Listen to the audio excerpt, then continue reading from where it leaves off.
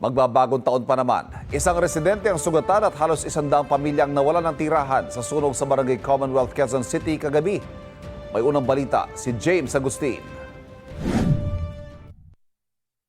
Nagangalit na apoy at mga panausok ang bumalot sa residential area na ito sa Barangay Commonwealth, Quezon City pasado alas 8:40 kagabi. Mabilis na kumalat ang apoy sa magkakadikit na bahay na gawa sa light materials sa Riverside Extension. Gumapang ito hanggang sa madamay ang mga bahay sa San Pascual Street. Sa laki ng sunog, kinailangan na itaas ng Bureau of Fire Protection ay ikalimang alarma. Nasa 50 fire truck ang rumisponde sa lugar. Sa kasagsagan ng sunog, nagtamo ng second-degree burn sa mukha si Jessie. Agad siyang ginamot ng mga rescuer. Yung binalikan ko yung asawa ko dahil nandun pa, saka yung anak ko, binalikan ko. Sabi ko, lumabas na kayo, dyan makukulong kayo. Yung pagbalik ko, sa sobrang init, parang nasunog na. Sa sobrang init, kahit nagbuhos agad akong tubig. Hindi naman lubos sa kalain ng taxi driver na si Nicolas na wala na siyang aabutan na bahay.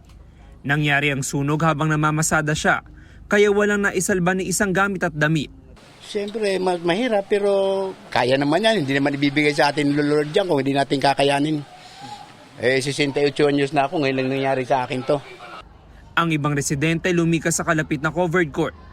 Si Zacarias na abo hindi lang ang bahay, maging ang kabuhayan na tindahan. May pumutok sa tabi namin. Tapos pag-akyat namin, yung apoy na tumatakbo na sa amin. Tapos makyat ako. Bakit kami dala ng manugang ng anak ko. Buhos kami ng tubig, mas lalo lumiliyab, hindi namin na makaya. Napula ang sunog matapos ang 3 oras. Ayon sa mga taga-barangay, mahigit sa 50 bahay ang nasunog. Apektado ang halos 100 pamilya, katumbas sa 500 individual. Nagpapaluto na po kami ng mga pagkain para sa kanila. Nagpadala na rin po kami ng mga modular tent, yung mga banig.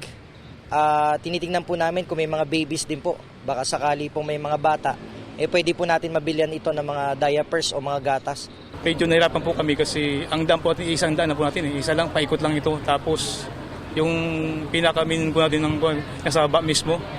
Kaya kami ay naglatag kami ng 10:30 para marating namin yung pinakadulo. Inalam pa ng BFP ang sanhi ng apoy na nagsimula sa ikalawang palapag ng isang bahay. Pero tingin ng mga taga-barangay may kinalaman ito sa iligal na paputo base sa pakipag-ugnayan nila sa mga residente. Di umano po, meron pong nakita sila na lumipad na kwitis doon po papunta sa bahay. At sabi naman po ng iba dahil raw po yun sa boga. So kung isusumatol-tol po natin, lahat po yan sa mga iligal na paputok.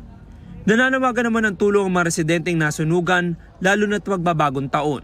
Kung sino man sila na medyo may magandang kalooban, hinihingi po namin ang kunting tulong po sa inyong lahat. Sa hirap na nangyari sa amin, magbibigay sila kung anong ibibigay, tatanggapin namin. Ito ang unang balita. James Agustin para sa GMA Integrated News. Igan, mauna ka sa mga balita, mag-subscribe na sa GMA Integrated News sa YouTube para sa iba't ibang ulat sa ating bansa.